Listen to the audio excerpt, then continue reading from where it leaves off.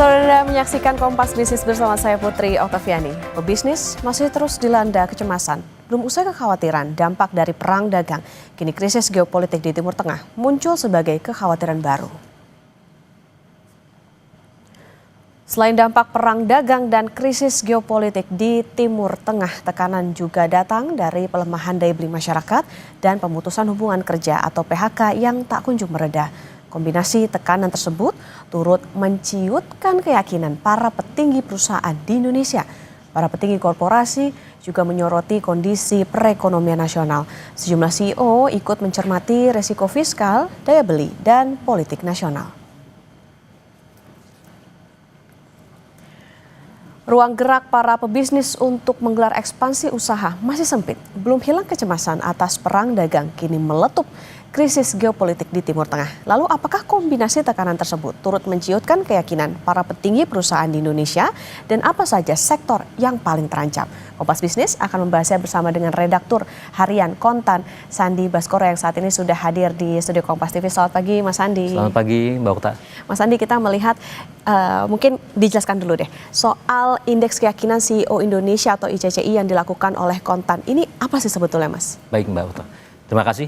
Yang pertama saya ingin jelaskan bahwa indeks keyakinan CEO Indonesia atau kita sebut sebagai CEO Index ya, itu kita sudah mengembangkan dan melaksanakan survei terhadap puluhan CEO di Indonesia itu sejak 2017, artinya ya sejak 8 tahun Mbak. Jadi ini sebenarnya penilaian survei secara kuartalan. Apa yang kita ukur? Yang kita ukur itu adalah keyakinan, optimisme para CEO petinggi perusahaan di Indonesia terhadap melihat prospek bisnis 3 bulan ke depan, kuartalan. Jadi konteksnya itu memang dalam 3 bulan ke depan.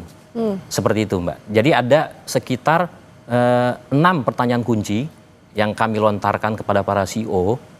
Itu yang pertama terkait dengan ekonomi makro. Kedua terkait dengan belanja pemerintah. Ketiga daya beli. Keempat itu tentang ekonomi global. Yang kelima tentang politik nasional, dan yang keenam itu tentang ekspansi bisnis. Nah itu ada sekitar, ada 5 indikator nilai ya. Jadi skalanya itu 1 sampai 5. 1 itu paling pesimis, yang kelima itu paling optimis. Oke, 1 pesimis, 5 paling optimis. Ya. Nah itu hasilnya gimana Mas? Dan itu ada pengelompokannya nggak? Misalnya sektor mana yang paling babak belur, kemudian indikator bisa dikatakan, oh ini keyakinannya bagus, ini tidak gitu. Oke, baik. Saya jelaskan hasil survei teman-teman Kontan ya. Selama kuartal ketiga 2025, ini menunjukkan bahwa indeks keyakinan CEO Kontan itu berada di level 3,01. 3,01 itu sebenarnya cenderung optimis, tapi memang ada di bawah, di atas sedikit ya, tipis optimisnya para CEO. Nah, tapi jangan lupa Mbak, bahwa sebenarnya keyakinan para CEO di Indonesia ini sebenarnya paling rendah dalam 5 tahun terakhir atau sejak pandemi. Itu paling rendah. Bahkan dalam 5 bulan berturut-turut, 5 kuartal berturut-turut itu turun. Ini yang menyebabkan apa? Nah sebenarnya ada 2 faktor Mbak. Yang pertama itu daya beli masyarakat yang memang menjadi perhatian ya, kecemasan para CEO perusahaan di Indonesia. Yang kedua adalah dinamika ekonomi global. Pertama ada perang Timur Tengah, dan yang tak kalah penting ini sebenarnya perang dagang ya, yang sudah ditabuh Donald Trump ya sejak April. Seperti itu Mbak. Oke, ya. Mas tadi dikatakan menarik nih, soal ini kan kalau di dalam artikelnya juga dikatakan bahwa indeks keyakinan CEO di kuartal 3 2025 3,01 ini bisa dikatakan terburuk sejak pandemi COVID-19. Nah, tapi kondisinya sekarang udah nggak pandemi, artinya ini bisa dikatakan jadi titik kritis atau ada titik kritisnya nggak sih Mas? Ya, ini bisa dikatakan memang titik krusial, titik kritis di mana CEO memandang bahwa sebenarnya ekonomi Indonesia itu katakanlah tidak baik-baik saja. Kenapa? Memang keyakinan para CEO itu cenderung turun. Jadi ada 2 faktor tadi, daya beli. Nah daya beli ini ada kaitannya dengan gelombang PHK yang sejak awal tahun ya, begitu marak. Di sektor tekstil, ya berbagai manufaktur, dan lain sebagainya, itu kan terjadi gelombang PHK. Bahkan ada prediksi yang menyebutkan bahwa gelombang PHK sampai akhir tahun itu bisa menembus angka di atas 100.000. Oke. Artinya apa? Artinya memang lebih tinggi dibandingkan angka PHK di 2024 yang angkanya itu sekitar 70-80 ribu. Seperti itu, Mbak. Dan ini menjadi kecemasan ya para CEO di Indonesia dalam memandang itu. Dalam memandang itu. Oke. Jadi Mas Andi, apa saja yang menjadi fokus perhatian dan kecemasan CEO dalam memandang perekonomian selama kuartal ketiga ini secara khususnya, Mas? Oke, secara khusus pertama ini sebenarnya para CEO ini menunggu gebrakan dari pemerintah ya, terutama terkait dengan belanja pemerintah. Ini sebenarnya perlu diakselerasi, perlu diperkuat dan dipercepat ke sektor-sektor produktif. Karena selama ini kan sebenarnya kan ekonomi kita itu didrive oleh konsumsi masyarakat. Dan ini kita tahu ya bahwa penghasilan pertumbuhannya itu nggak sampai 2 digit, 2-3% dalam 6 tahun terakhir itu kan ada data Kompas demikian. Sementara biaya lain-lain termasuk biaya pendidikan itu makin bisa tinggi. ya 2 digit. Artinya apa? Artinya memang pertumbuhan pendapatan masyarakat itu tidak bisa melampaui pertumbuhan barang-barang dan jasa.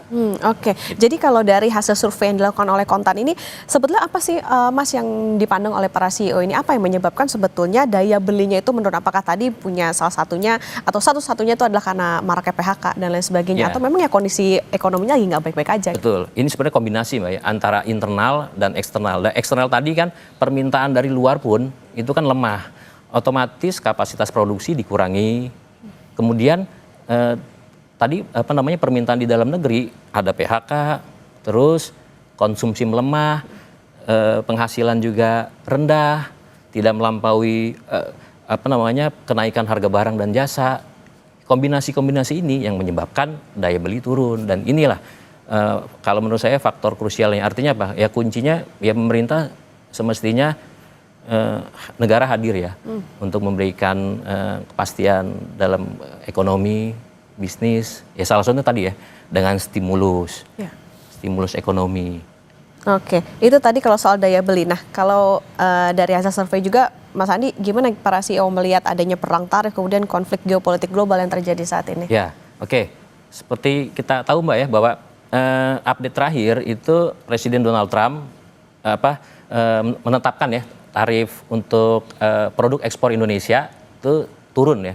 Dari sebelumnya 32% menjadi 19%. Ini sebenarnya angin segar.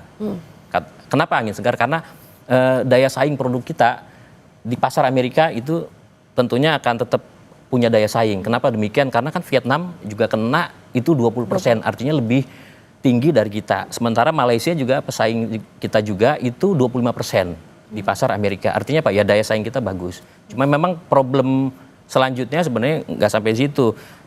Yang pertama, ini otomatis defisit neraca perdagangan kita terhadap Amerika pasti defisit tuh. Dari sebelumnya kan surplus ya, sampai Mei ini kan sebenarnya kita sekitar 2,8 miliar. Itu masih surplus. Tahun lalu juga surplus.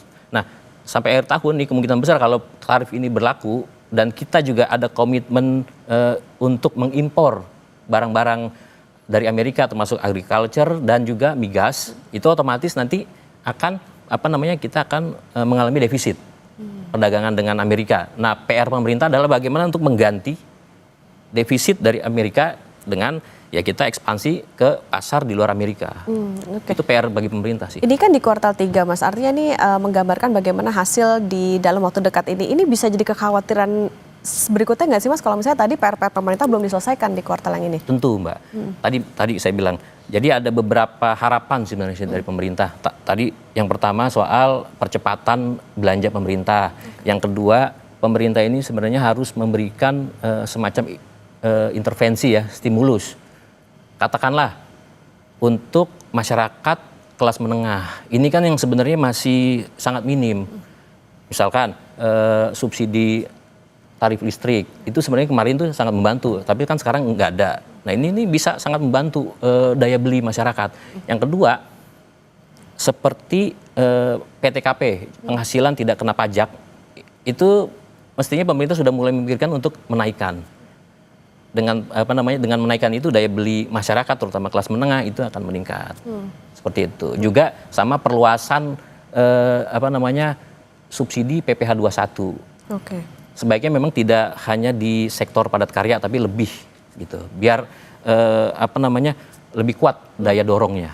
Oke, itu tadi PR pemerintah. Mungkin Mas bisa jadi catatan untuk para CEO ke depannya, karena kan ini juga kita masih menghadapi berbagai permasalahan tadi di eksternal maupun juga di internal. Selain tadi untuk pemerintah, untuk para pengusaha atau CEO seperti apa nih Mas? Apakah ini saatnya mengencangkan ikat pinggang lebih kencang lagi untuk ke depannya atau gimana untuk menghadapi tantangan?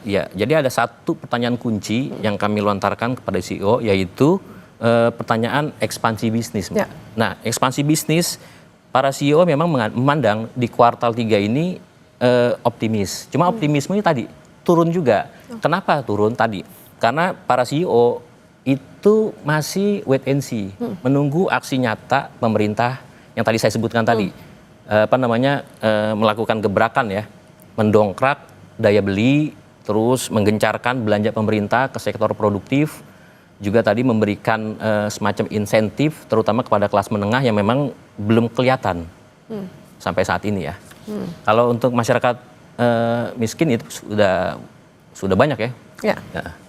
Oke, ini tentunya harus bisa menjadi tidak hanya catatan bagi itu tadi ya Mas ya, para CEO yang masuk dalam survei di Kontan, tapi juga untuk pemerintah juga soal tadi di dalam atau misalnya menciptakan iklim bisnis yang sehat tentu harus diperhatikan tadi bagaimana belanja pemerintah, adanya intervensi, kemudian juga bagaimana memperhatikan soal dinamika yang terjadi, ada banyaknya PHK dan lain sebagainya, karena ini akan bergantung pada daya beli yang ini tentu akan menjadi tantangan bagi para pengusaha. Terima kasih Redaktur Harian Kontan Mas Sandi Baskoro sudah bersama di Kompas Bisnis. Selamat Mas Sandi. Ya.